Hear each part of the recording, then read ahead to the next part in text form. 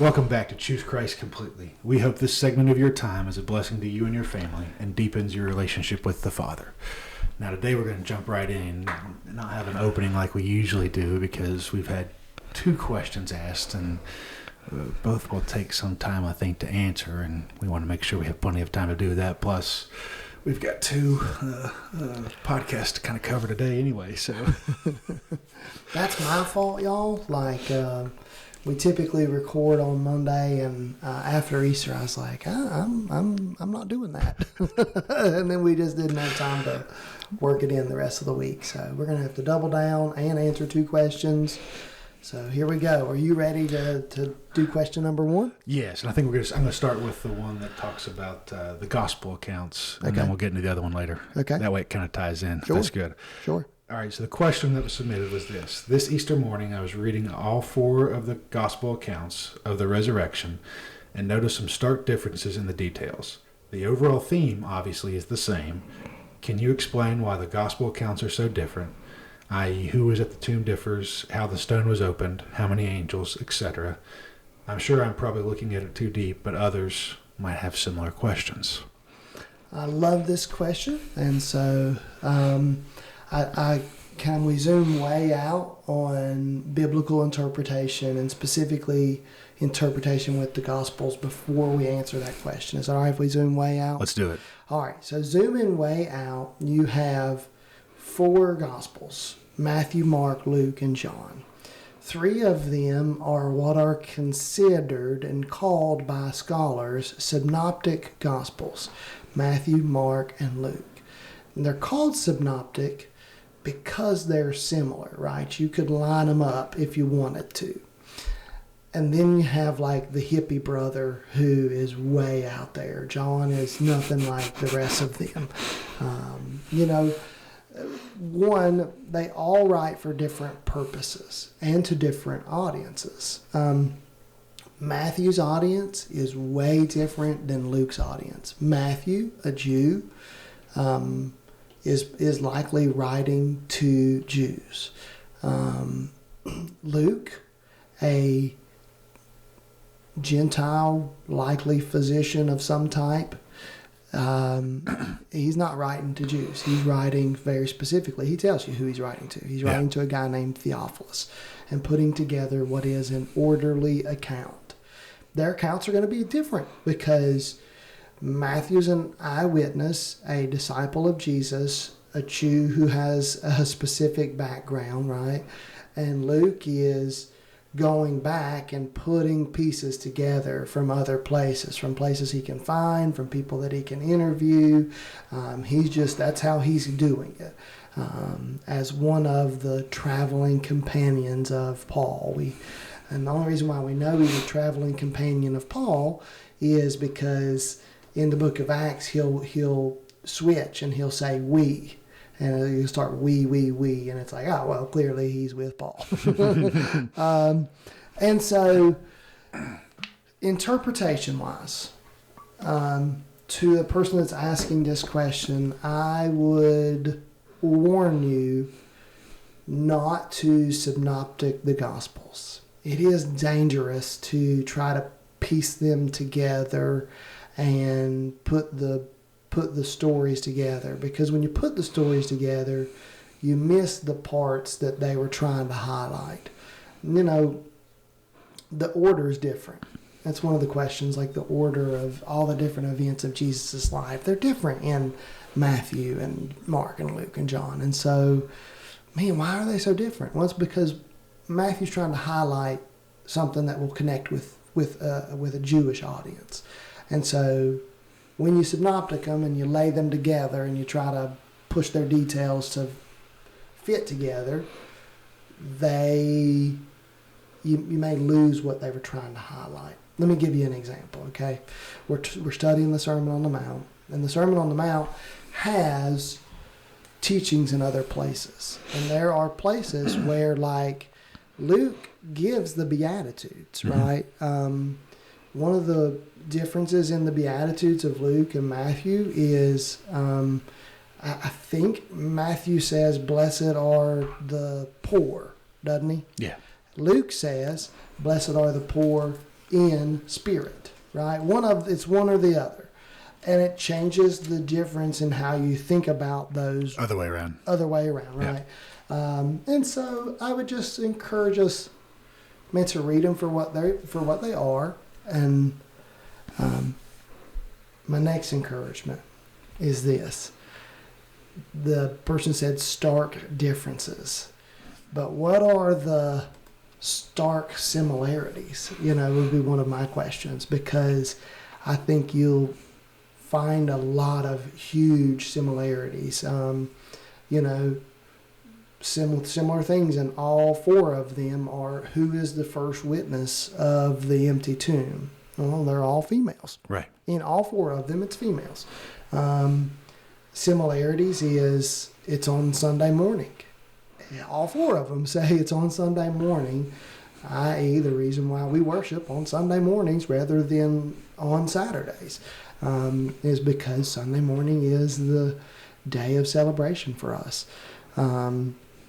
Other similarities are the consistency of two witnesses, that's whether those two witnesses were females or two witnesses were people on a road in the countryside. There were two witnesses. So, all right, there's my big overview thoughts. What questions do you have based on that, or what are your overview thoughts? Well, I think we have to also remember, like you said, that Mark and Luke were not written by actual disciples. John and Matthew are the only ones written by the people who were present there. And you talk about Luke, John. You talk about John being the hippie. I kind of view him as being the testosterone bro, right? Because he's the one that talks about how he beat Peter to the tomb. But you also got to remember too that at some level, Mary Magdalene is the one that tends to be mentioned the most in the Bible, and so she had to be the leader of the women, which is why John only specifically talks about it. But these are also eyewitness accounts of a pretty major event. So, like, if we think about it, if we were looking outside right now, and some alien, UFO came down and then took that trailer out there away, you and I would probably have different experiences and different ways to interpret what happened. So we have to remember that in the context of this too. To me, that's why it makes it more believable, because they didn't sit and collude, especially when you look at Mark and Luke, right? People that weren't there. I mean, if you were trying to make it believable, you would probably try to make it so that they were exactly the same thing. Yeah. So that's kind of the way I tend to look at the differences here. Obviously the tomb is rolled away in all four, so that part's pretty obvious. And so modern scholars would say that some of the Gospels copied each other. And again, I'm kind of with you. Like, I don't like that feeling. Like, I don't want to think like that, because I want them to be their eyewitness account. And right. So when it lists someone that's a little bit different, like, that's okay. Like, I can handle that. Yeah. So maybe can we address a couple of the differences that are there and Sure. and just talk through them? I mean, one of the major differences is the list of women, right? Some of them, like John, will just say Mary Magdalene. Yeah. Some will say, I think it's Matthew. Mary, and Salome. Yeah, Matthew said, no, that's Mark, who says Mary, and Salome. One will say, Matthew will just say Mary Magdalene and Mary. And then Luke later will list Mary, and Joanne. Okay, so you got different lists here. Well, one, notice the similarities. Similarities are Mary Magdalene was Mary present. Magdalene's present in all of them. Then similarities again is that they're women, right? And even multiple women. Now I know John 20 only says Mary Magdalene was there, but then when she goes back to report it, like you pointed out, she says we. Yeah. And so again, that means that there were multiple there. Now, why are they listing different people? Is a great question and a good thing to think through. I would think that it's probably really easy to write off the difference of John, because he lists Mary Magdalene, and then she says we. Okay, that's the same. Matthew, pretty easy to write off, right? He says Mary Magdalene, Mary. Those are included in the other two as well. Now, why does he only have 2 witnesses? Well, he's doing the minimum, right? It's for something to be ratified. It has to be ratified by 2 there, and so Matthew's an accountant, so his goal is to do the most efficient way to deliver it. So yeah, 2 makes sense for him. Yeah, and so there you go. You've got that, and then now you're talking about the only difference is Salome versus Mark versus Luke. One says Salome, one says Joanna, and what if they were both there in both accounts, right? Yeah. What if maybe they didn't have a full, extensive list of all of the women who went to the tomb, and they just picked 3 of the women to say these were the ones that were there. I wonder, we didn't look at this before when we were kind of talking through this, but I wonder, we never know Peter's wife's name. Okay. Could this be Peter's wife? Oh, I don't have no idea. Right? I'm not going to speculate on that. we know Mark was written from the Peter's account, whereas Luke is written from interviewing multiple people, as John Mark is following Paul. So I wonder if Peter would have mentioned his wife being there. Right? Well, I mean, again, you're noticing the difference between the two. Joanna being mentioned in Luke, Joanna is, I think, also called the wife of a politician, right? Of some type. Isn't that who she is? Right. She was considered, I think, one of the ones that helped support the whole ministry. Exactly. Yeah. And so, I mean, it might be part of the Gentile perspective of Luke that he is bringing more validity to this resurrection by including Joanna as well, from a political viewpoint, where maybe Matthew's or Mark's not as inclined to do so. So I really, even though this may not satisfy everybody who listens to this podcast, when I read this, I don't see any differences right so far. Some just don't mention all the women, but they which is really cool. They all mention Mary Magdalene. Yeah. And it's really important that they all mention her because who she is. And what she came from. And what she came from. Yeah. Go and read the book of Luke. Yeah. And Luke will tell you what she came from. I think it's Luke chapter, I'm going to just say, read chapter 7 and 8, and you'll find it. It's either one of those.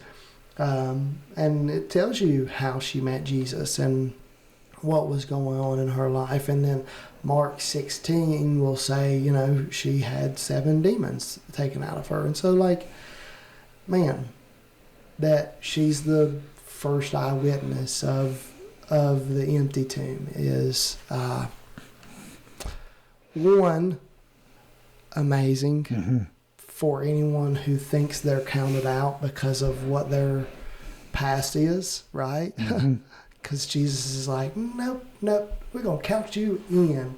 But 2, that, man, if you're making up a story, it's not going to be Mary Magdalene. That's not who it is. Right. She's not the witness. She's not the one who's heralding the gospel.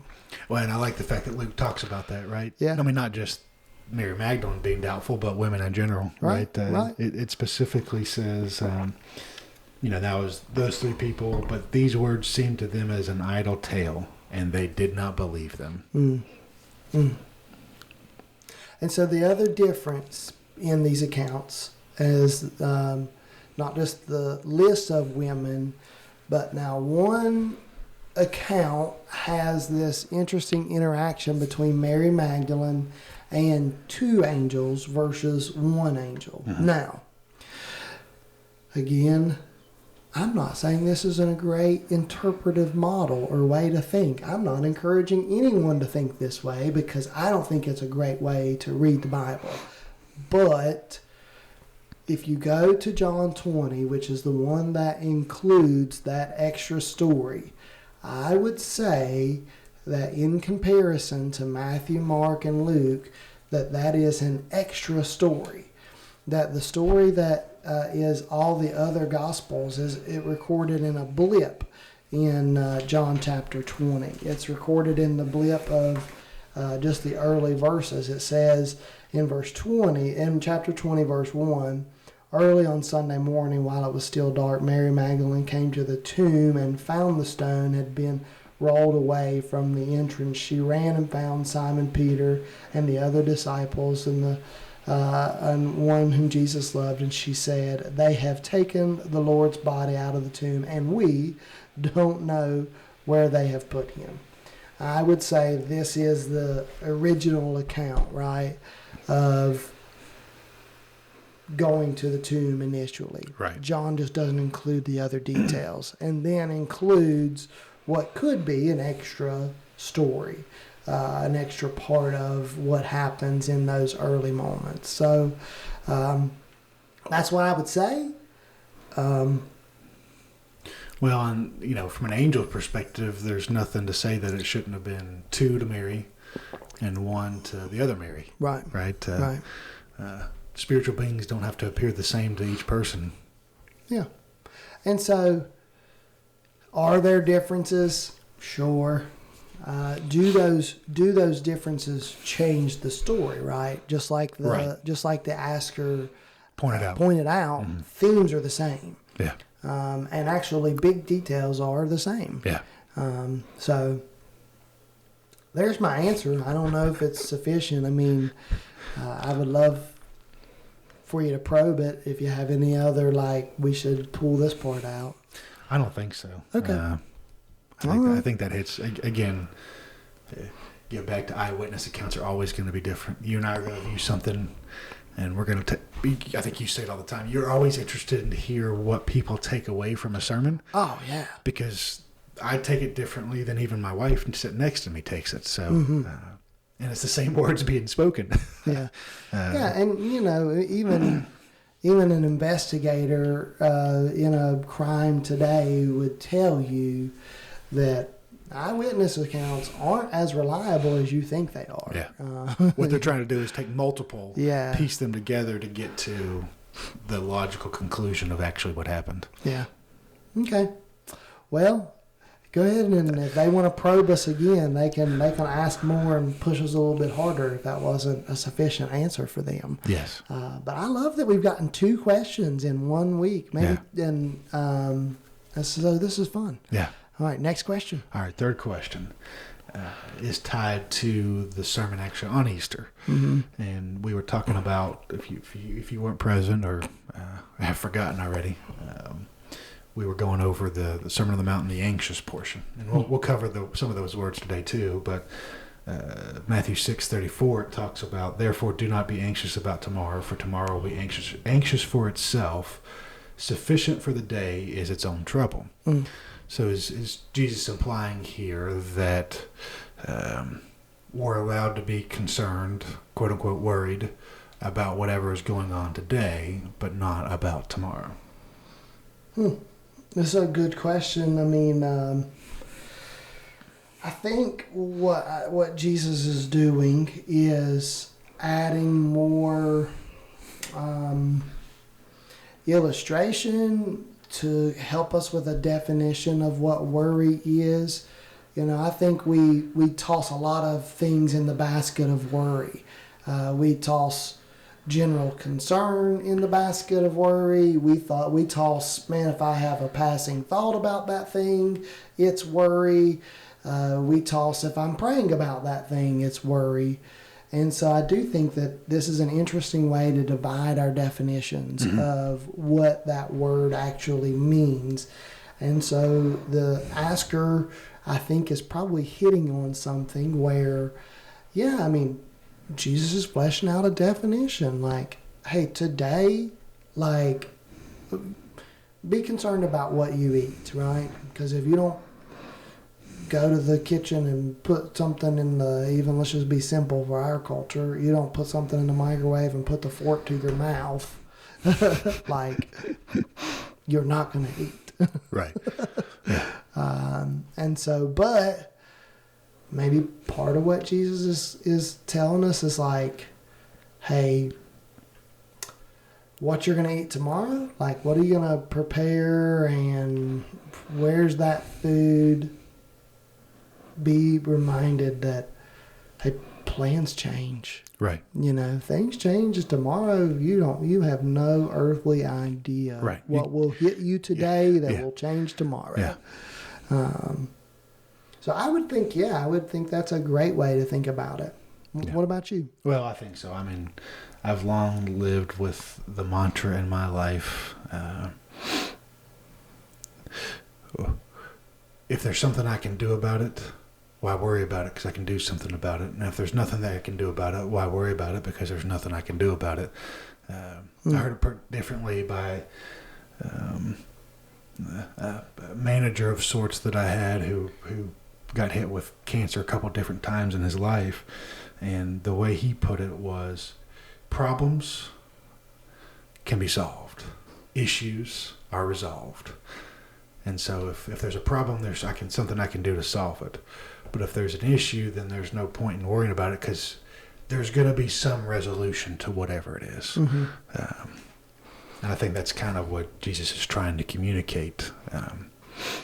Yeah. But Well, I mean, you do have to also... And there are different words here, right? So Sure. when he talks about trouble here, it's not about the word is kakia in Greek, and it means wickedness, depravity, evil, trouble.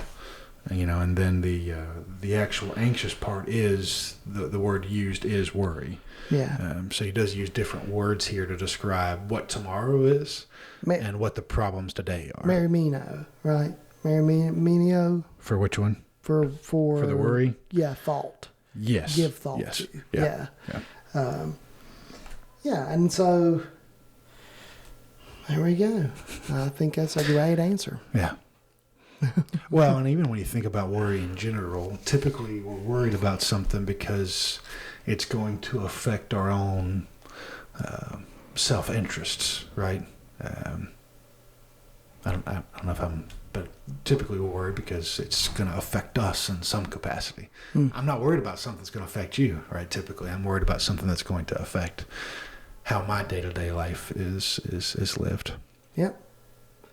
I would say, add to that thought, I'm just looking back through it, he does say at the beginning of this, like, don't worry about everyday life, whether you'll have enough food, right? I think that's part of it too, it takes us back to, in my mind, in biblical history where God is providing for the Israelites, and he provides for them food in the desert, right? The manna that is just falls on the ground, and they're told how much to take per person, and if they took more than what they were supposed to take, it wouldn't last till the next day. It would be rotten and no good. And if they didn't take enough, it just turns out that, well, they had enough. And so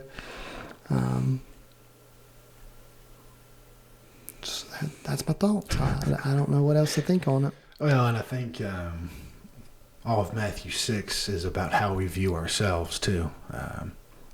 So this is just kind of finally highlighting this idea again of what do we tend to be anxious about, and it's we tend to have enough. We just don't always feel like it. More is not always better. Yeah. Again, you've got to.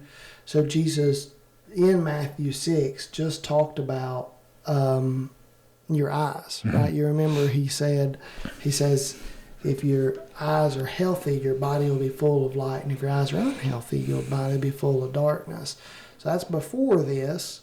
And then Jesus talks about the way you view the world, right? How are you viewing worry? Are you viewing it in a way in which, man, my eyes see the abundance that I have and what God's provided me? Or do my eyes see the abundance that someone else has and what God hasn't provided me? Right. And am I looking squinty at the world? Half full or half empty. Exactly. Which then is really cool about how then now the next thing that Jesus is going to talk about, he also talks about the eyes. Yeah. And so I think worry is a lot about how you view the world and how you view what you do have and how God has already provided for you. I think that's also why God gave us Paul, right? Paul was always a half full kind of guy, not a half empty, you know. He was actually probably more of, hey, at least it's a quarter of the way full. For sure. So, yeah. Well, we got a lot to read. I know we've kind of even mixed thoughts here with the questions, but we love questions, so please keep sending us questions. You can find a link in the description of each of the podcasts to send us a question, okay? All right. We're going to read 2 sections, and we're going to read them together, and we're just going to mash them together. How's that sound? Sounds good. All right. We're going to start with the English Standard Version, then we're going to do the New Living Translation, and then the Message. All right. 6:25, Matthew 6:25. Therefore I tell you, do not be anxious about your life, what you will eat or what you will drink, nor about your body, what you will put on. Is not life more than food, and the body more than clothing? Look at the birds of the air. They neither sow nor reap nor gather into barns, and yet your heavenly Father feeds them. Are you not of more value than they? And which of you, by being anxious, can add a single hour to his span of life? And why are you anxious about clothing? Consider the lilies of the field, how they grow, they neither toil nor spin. Yet I tell you, even Solomon in all his glory was not arrayed like one of these. But if God so clothes the grass of the field, which today is alive and tomorrow is thrown into the oven, will he not much more clothe you, or O you of little faith? Therefore do not be anxious, saying, what shall we eat, or what shall we drink, or what shall we wear? For the Gentiles seek all these things, and your heavenly Father knows that you need them all. But seek first the kingdom of God and his righteousness, and all these things will be added to you. Therefore do not be anxious about tomorrow, for tomorrow will be anxious for itself. Sufficient for the day is its own trouble. Judge not, that you be not judged. For with judgment you pronounce, you will be judged. For with the judgment you pronounce, you will be judged. And with the measure you use, it will be measured to you. Why do you see the speck that is in your brother's eye, but do not notice the log that is in your own eye? Or how can you say to your brother, let me take the speck out of your eye, when there is a log in your own eye? You hypocrite, first take the log out of your own eye, and then you will see clearly to take the speck out of your brother's eye. Do not give dogs what is holy, and do not throw your pearls before pigs, lest they trample them underfoot and turn to attack you. Chapter 6, verse 25. That is why I tell you not to worry about everyday life, whether you have enough food or drink or enough clothes to wear. Isn't life more than food and your body more than clothing? Look at the birds. They don't plant or harvest or store food in barns, for your heavenly Father feeds them. And aren't you far more valuable to him than they are? Can all your worries add a single moment to your life? And why worry about your clothing? Look at the lilies of the field and how they grow. They don't work or make their clothing, yet Solomon in all of his glory was not dressed as beautifully as they are. And if God cares so wonderfully for the wildflowers that are here today and thrown into the fire tomorrow, he will certainly care for you. Why do you have so little faith? So don't worry about these things, saying, what will we eat, or what will we drink, or what will we wear? These things dominate the thoughts of unbelievers, but your heavenly Father already knows all your needs. Seek the kingdom of God above all else and live righteously, and he will give you everything you need. So don't worry about tomorrow, for tomorrow will bring its own worries. Today's trouble is enough for today. Chapter 7. Do not judge others, or you will, and you will not be judged. For you will be treated as you treat others. The standard you use in judging is the standard by which you will be judged. And why worry about a speck in your friend's eye when you have a log in your own? How can you think of saying to your friend, let me help you get rid of the speck in your eye, when you can't see past the log in your own eye? Hypocrite, first get rid of the log in your own eye, and then you will see well enough to deal with the speck in your friend's eye. Don't waste what is holy on people who are unholy. Don't throw your pearls to pigs. They will trample the pearls and then turn and attack you. The message. If you decide for God, living a life of God worship, it follows that you don't fuss about what's on the table at meal times or whether the clothes in your closet are in fashion. There is far more to your life than the food you put in your stomach, more to your outer appearance than the clothes you hang on your body. Look at the birds, free and unfettered, and not tied down to a job description, careless in the care of God. And you count far more to him than birds. Has anyone, by fussing in front of the mirror, ever gotten taller by so much as an inch? All this time and money wasted on fashion. Do you think it makes that much difference? Instead of looking at the fashions, walk out into the fields and look at the wildflowers. They never primp or shop, but have you ever seen color and design quite like it? The 10 best dressed men and women in the country look shabby alongside them. If God gives such attention to the appearance of wildflowers, most of which are never even seen, don't you think he'll attend to you, take pride in you, do his best for you? What I'm trying to do here is to get you to relax, not to be so preoccupied with getting so that you can respond to God's giving. People who do not know God and the way he works fuss over these things, but you know both God and how he works. Steep your life in God reality, God initiative, God provisions. Don't worry about missing out. You'll find all your everyday human concerns will be met. Give your entire attention to what God is doing right now, and don't get worked up about what may or may not happen tomorrow. God will help you deal with whatever hard things come up when the time comes. Make sure I get 6. Message does not have a breaking down as easily. Mm-hmm. Don't pick on people, jump on their failures, criticize their faults, unless, of course, you want the same treatment. The critical spirit has a way of boomeranging. It's easy to see a smudge on your neighbor's face and be oblivious to the ugly sneer on your own. Do you have the nerve to say, let me wash your face for you, when your own face is distorted by contempt? It's this whole traveling roadshow mentality all over again, playing a holier-than-thou part instead of just living your part. Wipe that ugly sneer off your face, and you might be fit to offer a washcloth to your neighbor. I think it goes through 6, right? Mm-hmm. Don't be flip with the sacred. Banter and silliness give no honor to God. Don't reduce holy mysteries to slogans. And trying to be relevant, you're only being cute and inviting sacrilege. Oh, the message. It does pretty good sometimes. And, yeah. I liked part of what it said there in the second part of it, but then that verse 6, it was not great. Anyway, so summary-wise, Jesus is talking about 2 big themes, right? The first big theme that we're going to cover is worry, and he does. I was reading it, and he does include present and future, right? He does both, and kind of talks through those. And he is a master illustrator.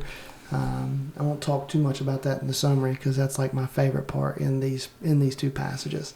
And then he talks about, man, even how the way you view the world, are you always just looking at someone else's problems, or do you look to your own problems too? Yeah. So there's my summary. I mean, what would you... Well, I don't think there's really... I think your last part hit it right there on the head, right? It's...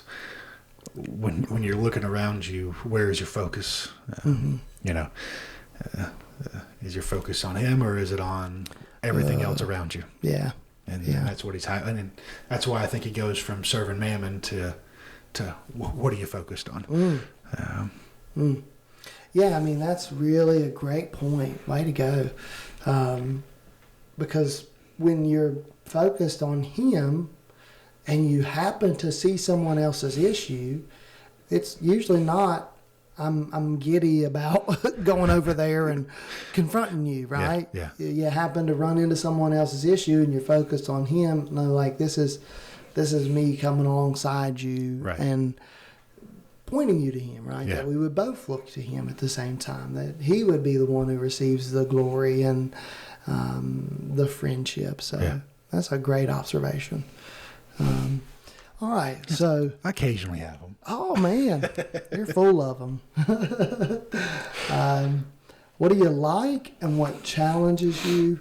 I'm gonna start with what I like first, because I don't want you to steal it. I love that he is a master communicator, and I probably point this out a lot, but as someone who listens to people who orate or preach, and obviously that's my craft as well. That's something I focus 15 of my hours every week on, and so I just love to see the master at it. Yeah. He just is so good. The illustration he uses with worry is absolutely, completely timeless. Until the world is no more, every person who hears the words of Jesus here can look out at the birds. And they can look out at the flowers, and they can literally see how Jesus is illustrating the passage. Like, what a cool concept. He takes something that is theoretical and makes it something you can see. Just genius.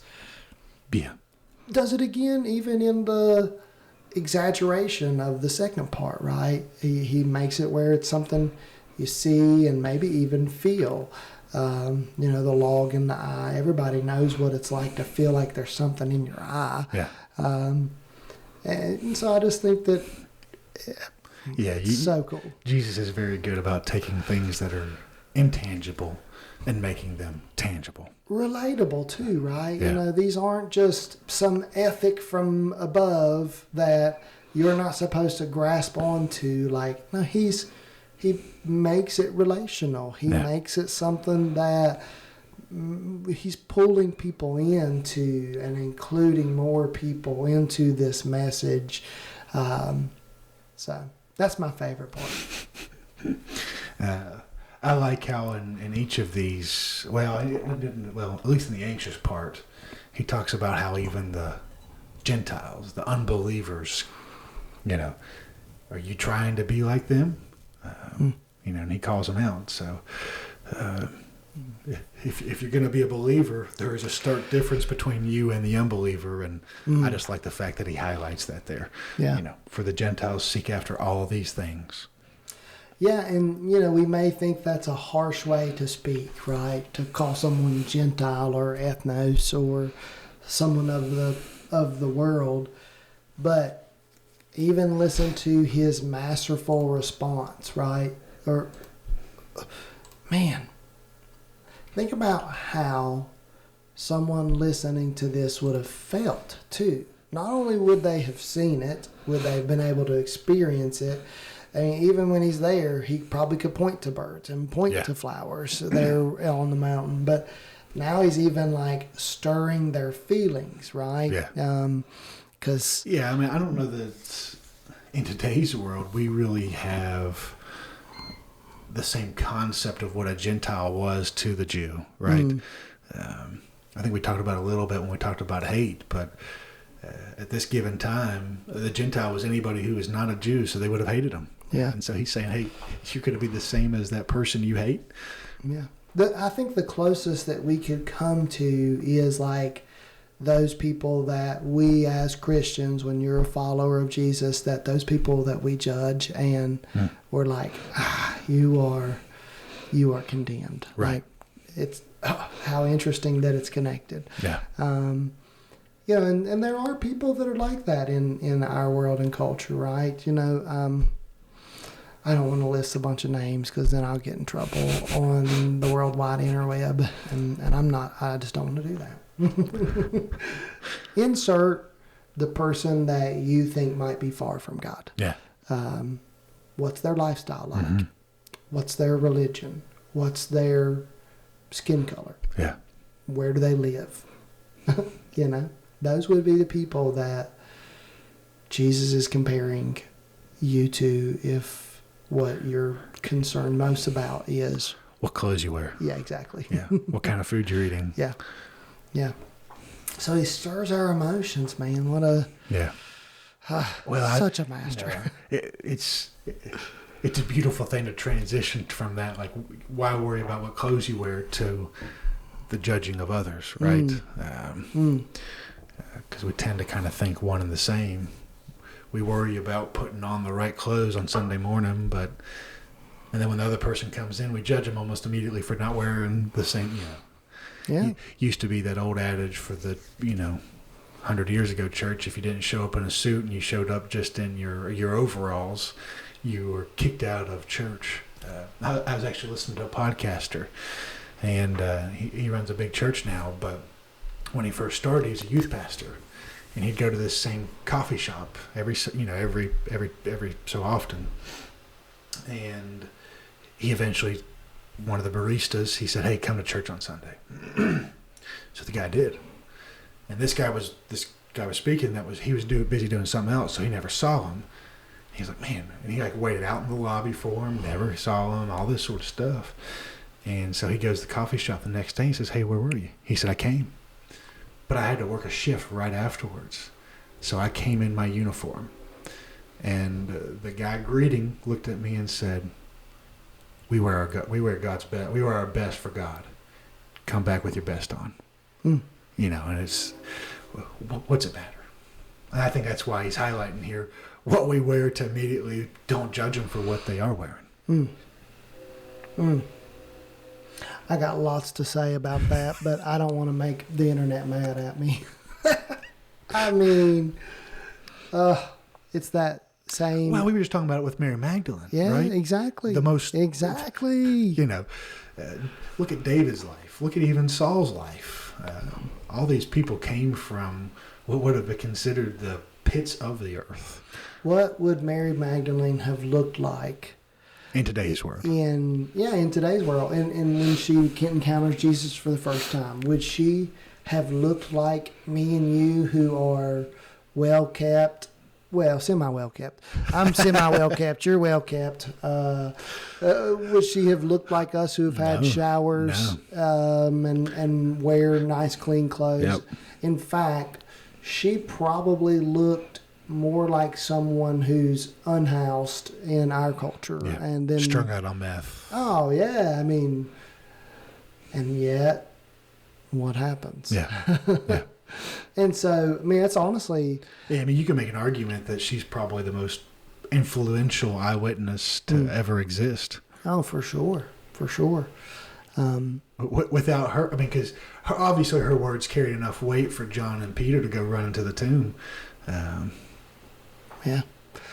I don't wear dress clothes on Sunday morning all the time. There are times I will randomly wear a jacket and a tie. Yeah. Sometimes I do it to be funny, actually. If I'm doing a serious conversation, I'll wear a jacket and a tie. But that's not to say there's nothing wrong with it all. It just doesn't all matter. And that's what I love about how he transitions from that one to this one. Is he says, "Why are you worried about it? So don't be worried about what somebody else is doing and wearing and eating." And yeah, if you wore your best as an act of worship to good for you. Yeah. If you just wore what was ever in your closet, good for you. Someone else's best might be different than yours. Yeah. And how dare you say your best isn't good enough? Yeah. Like, come on. Yeah. That's not Jesus. Well, and again, for the guy I was just talking about, that was 25 years ago. He still remembers it. Mm. Yeah. I wear jeans a lot to preach in. Yeah. And the reason why I wear jeans a lot, because when I personally invite people to come to church with us, one of the things they'll say is, what do I wear? Because they already have some preconceived notion of what they're supposed to wear or not wear, and they don't want to be talked to by some person. And I will always say, I'm going to wear jeans and a t-shirt. So I wear jeans and a t-shirt. Yeah. All right. What challenges you in the words of Jesus here? Well, it's still this idea. I mean, despite my mantra being, problems can be solved and issues are resolved, there's still always a sense of,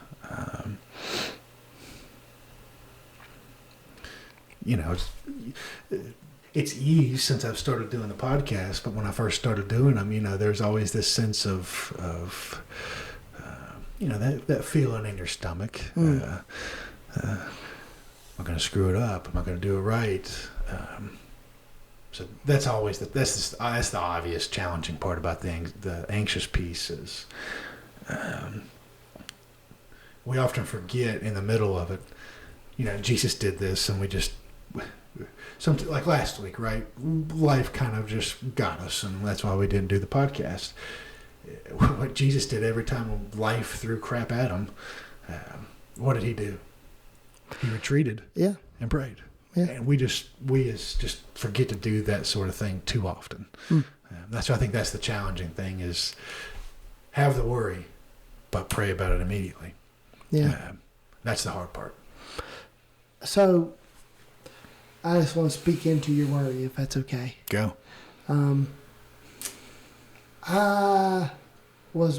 been blown away because I get more pictures and insights into who would be considered the best biblical teachers in all the world. And if you get a chance to talk to them and you ever ask them, do you still get nervous?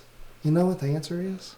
Yes. The answer is yes. Yeah. And it's really a beautiful thing, right? Because, we probably should be nervous when we handle what is the Word of God and we help people get a view into what Jesus is saying. You probably should be nervous about that. So good for you on having some feelings or things going around it. The question is, where did you take those feelings? Right. Where did those feelings take you? Right. So did you live in it or did you right. push on? Did you allow that feeling to stop you? Right. Because I think that's a lot of things. Like when someone worries about something, they allow that worry to stop them, right? And to get them into deep, dark places where worry just compounds because you didn't do anything about it. Right. Yeah. And so where did you take the worry and where did the worry take you? Yeah. Or the nerves or... Well, I think you talked about it a little bit too. Worry by it. There are probably some out there who think worrying is a sin. And technically, I guess it is because at some level, worry is you're doubting whatever God has put in front of you. But the difference between true sin, and short-term sin, if you will, is kind of talks about it with do not give dogs what is holy, is are you living in it or is it something that just passes by? Sin is inevitable, but if you live in the sin, that is when you're separated. A thought of sin is not in itself sin, right? Yes, your thoughts are important. Yeah, Jesus already told us that, right? Your thoughts are important, but what about your actions too? Right. So I would think that some of the challenging parts of this for me is, especially if we're talking about, because I have short-term memory as well, but I can really remember this week's sermon. But if we're talking about this week's sermon, the difficult part is living in relationship with someone enough to be able to where if I were to talk to them about sin in their life, that it would be perceived as a great treasure. Right. And so that takes time, effort, and in everybody's position. You can't do that with everybody. Right. But you can do it with one or two or three people, and pick those people well and do it, So I think that is challenging. Well, and something question I came up with during the sermon is, are we ever truly in a place where the log is out of our eye? Oh. I don't know if Jesus is trying to communicate that, but I mean, in general, are we truly ever in a place where we just always have logs in our eye? Well, what is the log in the eye? I guess would be a good question. And it'd probably go back to what I was just talking about. If you're living in the sin, that would be the log. But if you're having the thought of the sin, or you make the mistake and honk your horn at the guy that just cut you off, or maybe not say some nice words. Yeah. I'm interested to think through what is the log, because I think we assume, and I really might go back to what he said about the way your eyes look, right? That, man, when your eyes is healthy, it provides light to your whole body, and when it's unhealthy, it provides darkness. And what if that way that you view the world, the way that you think about, is the log, right? That if what you're consumed with is what manna can provide you, and if that's consuming you, you probably have a log in your eye. How can you help anyone with anything? I don't know. Maybe that's a specific sin. What do you think? I don't know. That's why I asked the question. I don't know. Maybe it's a question we push back on the audience to ponder on, and someone respond to us and let us know what you think. What is the log versus the speck? Well, it's kind of nice. He continues to call out the Pharisees in all of this, right? Because and oftentimes they're violating the law worse than the people they're talking to. Interesting. To me, this particular passage, 7:1-6, really highlights the need for self-reflection and continued self-reflection. If you're struggling to find God in your life, don't look for Him today. Look for Him in your life in the past, and you'll find, if you take the time, you will find Him. And if you have something happen to you that is evil, find the good. It's there. We just have to. I think that's the challenging part about this one, is not necessarily the log and not calling people out, right? Am I taking the time to reflect on who I am and what I have been blessed with, and where God has walked through the valley with me. Okay. All right, you ready? Yeah. I got a question based on the conversation so far. Go. Have you ever had to talk to someone about sin in their life?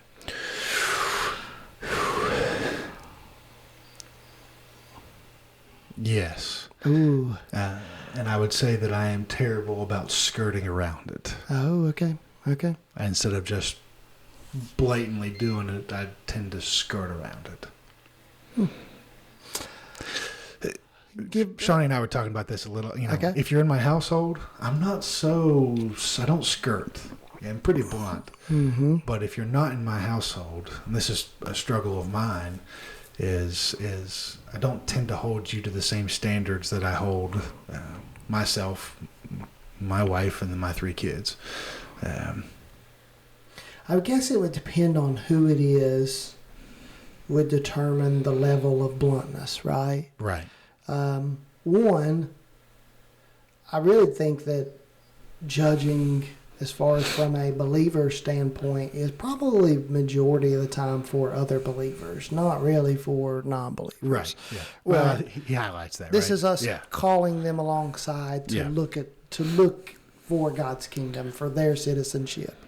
So I would almost take that a step further, and not just believers, but people who should know better, right? If you're an atheist at some level, I probably shouldn't call you off. But if you're going to church and acting like you're a believer but not really being a believer, or you grew up in church your whole life and there's a different level of bluntness, I think, needed a different level of confrontation that is needed for somebody who should know better. Yeah. That's just my opinion.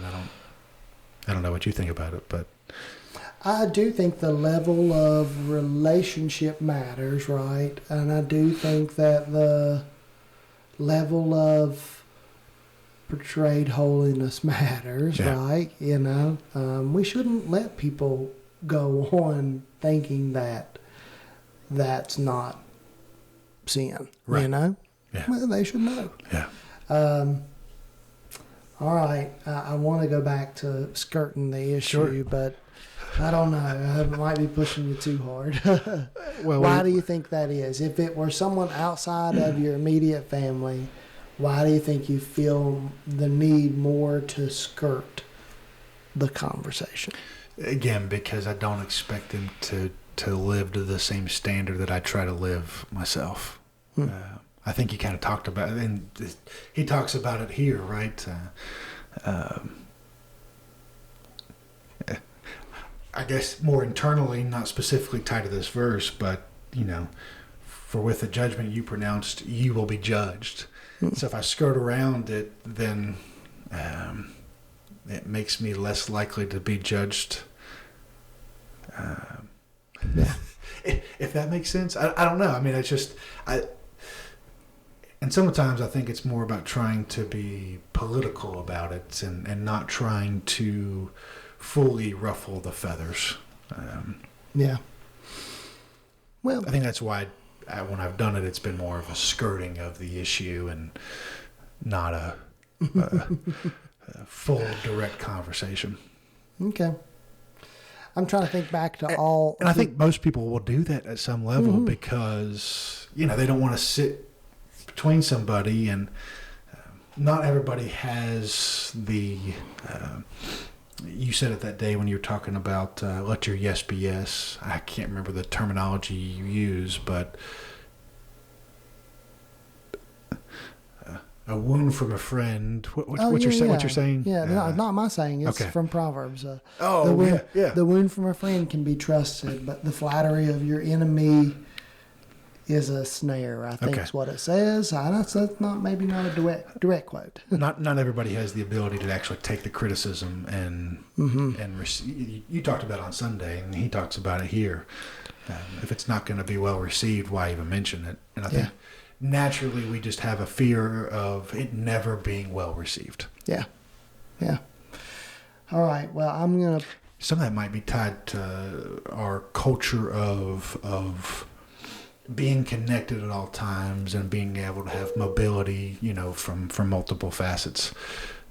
I don't think they would have had those same issues back then. Especially if they're going to Gentiles, right? What Jesus said, if it's not well received, shake the dust off your shoulder. Yeah. So let's go to the next two questions here. What do you learn about God, and what do you learn about people? And so, you want to start? Sure. All right. What I learned about God is the more we are focused on Him, the less likely we are to have issues in our lives. And the more we're focused on people, the more likely we are to have issues. Yeah, that's a great observation. I mean, I think thinking deeply about God would be far more beneficial to you than thinking about your social media in any way, shape, or form. So, what'd you learn about God? As we're going through this, you learn how Jesus just continues to draw us in to make it more something we can understand, to elaborate, and to kind of do the same thing, come alongside us to where we can know and understand what he's saying. I do think one of the things we learn about God is ultimately one of the assumptions we make when we read about a judge is we make the assumption that we're probably not the judge. And so then you have to think through that, what does it mean for God to be the judge? What does it mean for how he does these same things, right? So I think that's a good place for people to think about. Yeah. Yeah. And what about people? We're all the same, right? And we all feel this. And I think that's why he starts off in Matthew 6 highlighting all these things that if you don't do these, you can't go to heaven. I think he's trying to point out that often we are similar and our stories are similar.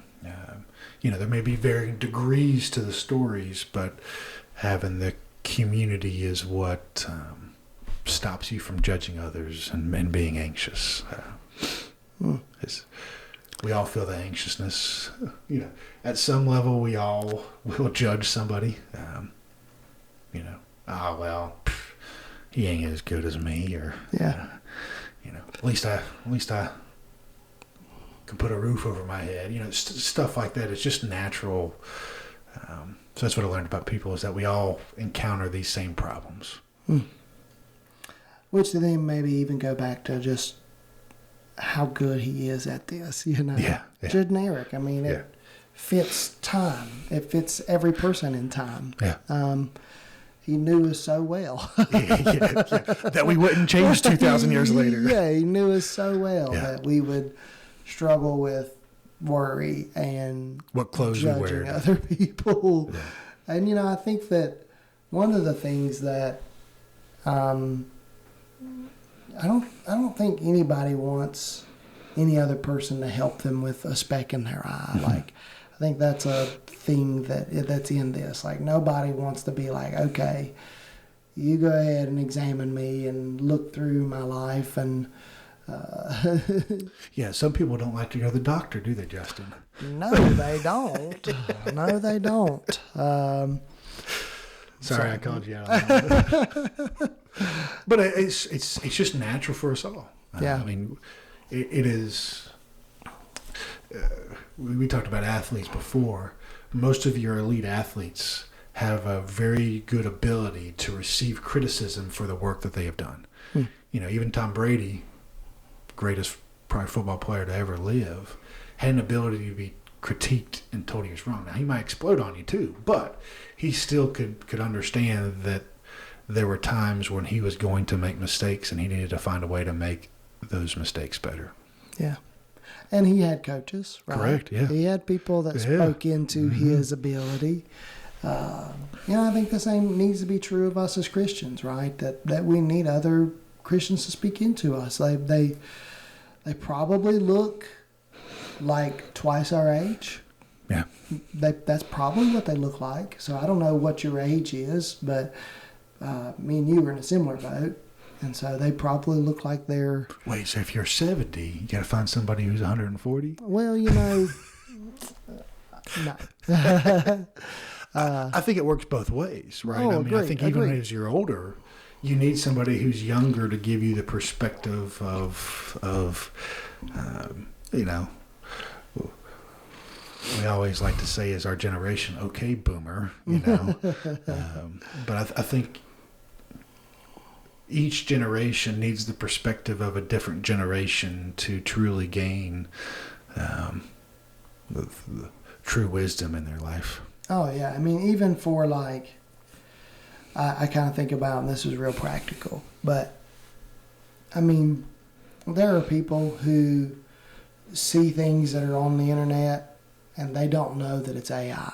Oh, yeah. And they're posting it like it's real, and it's like, you need a younger person in your life to say to you, hey, this is how you see that it's AI. And honestly, you can even listen to the way AI words things. And if you work with AI enough, you can start seeing even that's the way AI words it. Yeah. So, Hey, if you're reading it, AI likes to, if you're older listening, AI, when you read something, you can always tell it's AI because they like to bullet point and they like to make a paragraph 2 sentences, 2 or 3 sentences, and that's the paragraph and they expand on. They like to kind of separate it out because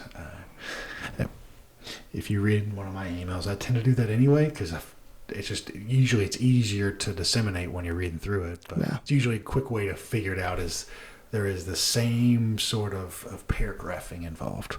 Yeah. Anyway.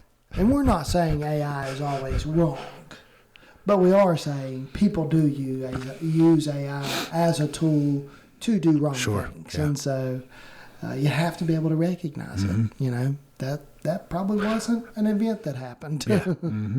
So, yeah. All right. Any other last observations for us? I don't think so. I think there's a lot covered here. There's so much. Yeah. With the 2 sections, there was a lot. Well, you didn't say what you learned about people, did you? I said that I talked about how us as people don't like to be judged. Okay. Sorry. You know, yeah. Again, kind of going to the I don't think we had a direct delineation there. So. Around this passage, you know, where, again, I don't think someone who knows the terms concern or discernment and judge, like knows them in a technical form, I don't think they would have liked yesterday's sermon. But yesterday's sermon was more geared around how people feel about the word judge. Well, and something separate, but discernment is oftentimes something that is given because you take the time to allow it to be given. You know, I can't. If I never take the reflection and take the time to reflect on what's going on around me, I have no ability to really discern. I'm just making instant judgments on what I'm seeing rather than what I'm not seeing. And discernment is seeing things that are not seen. Very cool. Well, anything else? I don't think so. All right. Yeah, are you going to pray this time? Sure. All right. Thank you, sir. Lord, we thank you for everything you've ever given us. We thank you for your sovereignty. We thank you for sending your Son so that we may not live in these sins and so that these things that we do feel, see, and act on do not define us. So we thank you for defining us. And we ask that the words that we use and the words that we continue to use glorify you. And when they don't, we take the time to find a way to point it back to you. In your name we pray, amen. Amen. Go choose Christ completely.